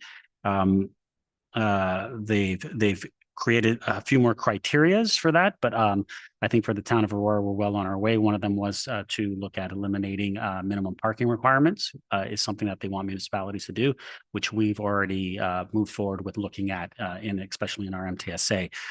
We are going to our proposal or our application is back on the table, so we're hoping that we're going to get really good consideration and hopefully an approval. I know that I've already spoken to our MPs And they are already pushing the minister to have a relook at the town of Aurora and make sure that we're at the top of the list. So we'll keep our fingers crossed. And I know Mr. Ramuno is going to be having some conversations, as well as I will be, with the minister's office, and making sure that that funding does come to at least to some of the northern six. And I think that motion that was passed by regional council, thanks to Mayor Lovett in Stouffville, I think went a long way to kind of reinforce that the northern six is probably going to be one of the biggest growing areas over the next 10 years.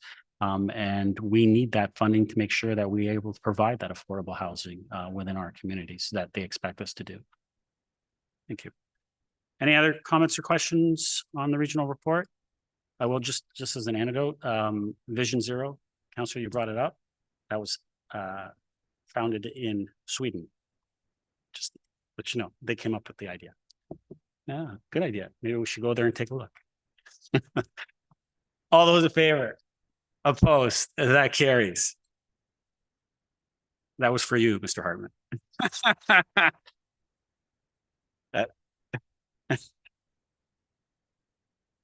All right, council, new business.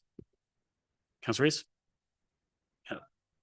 I know you went to Washington, and I just wonder if, as part of the region, what your outcomes are going to be. Are you to write a report, to deliver a report on the what you found down there and what happened?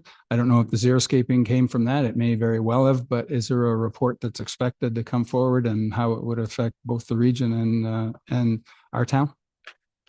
There's no official report that comes out of that, but I mean, more than welcome, Councillor, during our one-on-ones, or I've already made clear on official communications, the meetings that we did have with congressional delegates. We met with 5 different Congress people, as well as 4 different senators, discussing and advocating for the need for more funding to come from both federal governments, not only from the US, but from Canada, and that it needs to be a bi-national collaboration that where we work on this, because the Great Lakes represents 20% of the entire world's fresh water. And we need to make sure that not only do we protect those Great Lakes and those assets within our communities, but make sure that fresh water is there for generations to come. As while we are not a coastal community, it is vitally important, because that is where our water comes from. And we had many discussions about those funding opportunities. The US has more challenges than we do in Canada. We will also be visiting Parliament with our US counterparts as well, to go have discussions to make sure that we continue to provide that funding. The funding that we just heard about from the Prime Minister in regards to infrastructure and water and wastewater is actually welcome news from the Great Lakes and St. Lawrence Cities Initiative. And I'm sure it's going to be an exciting conversation when we get together again in Parliament. Yeah, I agree. The Great Lakes Charter is an important thing, and with the province sending all of our wastewater south instead of going north, it was. I'm interested in to hear what the conversation was around the charter and the protection of our Great Lakes. So, thanks for that. You're welcome. New business, Councillor Gardner. Thank you, Mr. Mayor. I'd like to ask, do we have any power with respect to wood fireplaces that burn wood that are interfering with their neighbors' quality of life with respect to smoke? And I know it's a tough one. Anybody on slide? I don't think we do, but maybe can we get the councillor some information on that? Maybe because I don't want to put anyone on the spot, because maybe I don't think that anyone has any pertinent information at this point. Councillor Weiss, did you want to add? Yes. Councillor Gardner, are you talking about fireplaces on the inside that burn wood? Yeah. So on the inside, not on the outside. I think on the outside we have some in regards to our fire department. They have some as part of their rules and regulations, but on the inside, I don't believe we do. But maybe Slav, if you could look into that. And Mr. Clerk, you'll check with bylaw.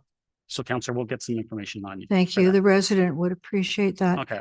The other thing is, I didn't pull the food insecurity item by mistake, but we do have food insecurity in Aurora. It's very clear from all of the people that the various community groups and churches feed. So I would like to thank the town hall for having a mini food pantry outside our front door.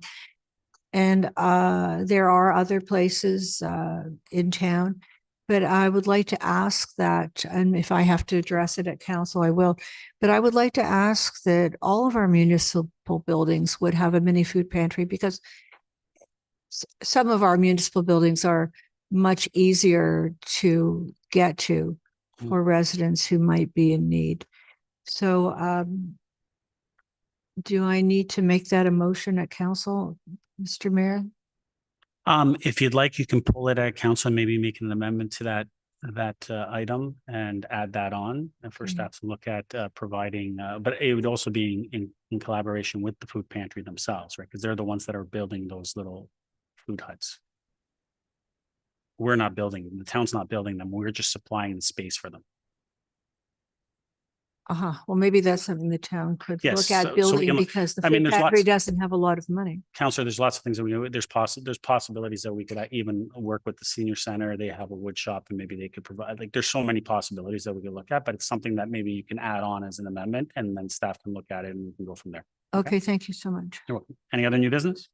No, that's all. Okay, Thanks. Counselor Thompson? Counselor Kim? PSAs? No? Counselor Thompson? Counselor Garner? Public Service? Counselor Weiss, go ahead. Thank you. Just want to thank the town for the work that they did on the 100th anniversary of the RCAF. There were, in fact, blue lights at various places around the town, and we're participating in the Guinness Book of World Records. So I want to thank everybody for their work on that. And the other thing, of course, I brought up earlier was the police appreciation dinner that's going to be held on Thursday, May the 9th down in Vaughan. So it's just a bit of information out there. There'll be more published. Thank you, Counselor. I just have a few. Town of Aurora is creating a community reflection space for the purpose of bringing people together when faced with tragic histories and current events. We are looking for feedback regarding the ideal location and important amenities that should be included. And so anyone that wants to provide some feedback, they can visit engageaurora.ca/reflection space. The town of Aurora has partnered with Enviro World to raise awareness about water conservation. So from now through to May 20th, Aurora residents can buy a discounted rain barrel online. You can join us in preserving water, reducing runoff, and cutting costs. And you can order your rain barrel online at aurora.ca/rain barrel. Aurora's Youth Innovation Fair is back this coming May after a brief hiatus due to the pandemic. So if you know a student in grades 4 to 12 with a brilliant idea, registrations are now open. And so for more information, you can visit aurora.ca/youth innovation. Also, our annual spring community cleanup day event is Saturday, April 20th from 8 a.m. to 2 p.m. So anyone that would like to come out and help clean up, they can join us in keeping our town beautiful and litter free. Cleanup kits provided while supplies last, and you can register individually or as a group at aurora.ca/cleanup. And also on Sunday, April 28th, we have the most electrifying event of the year, the Town of Aurora's 3rd annual electric vehicle showcase. It's back, it's bigger and better than ever. And this year's free event has moved indoors at the, actually, I'm going to change that from free because everyone knows I don't like the word free. It's no charge event has moved indoors at the Stronach Aurora Recreation Complex. Experience and drive electric cars, test out e-bikes, e-scooters, and micro-mobility cars. Enjoy a huge kids zone and learn all about things electric at the speaker stage. And for more details, you can visit aurora.ca/EV showcase. And also just obviously this past weekend was a long weekend. It was Easter. We had our Hello Spring event. I just want to thank staff for all the tremendous work that they did. It was an incredible event once again. everyone being able to come out and celebrate Easter together here in a very family-friendly environment. So I want to thank staff, and I'm sure, because I've talked to many people, that a lot of residents and families really enjoyed the event. So thank you very much. Councilor Gardner, did you have something to add? I did, Mr. Mayor. Usually or sometimes Easter and Passover fall exactly at the same time, which I love. But this year it starts Monday, April 22nd evening, which fortunately is not a council evening. That's good. And I get to do Easter all over again May 5th because I'm Greek Orthodox. So we get to eat some lamb. All right. Council for motion to adjourn. Councilor Thompson, Councilor Reese, all those in favor? Opposed? That carries. We are adjourned. Thank you very much, everyone.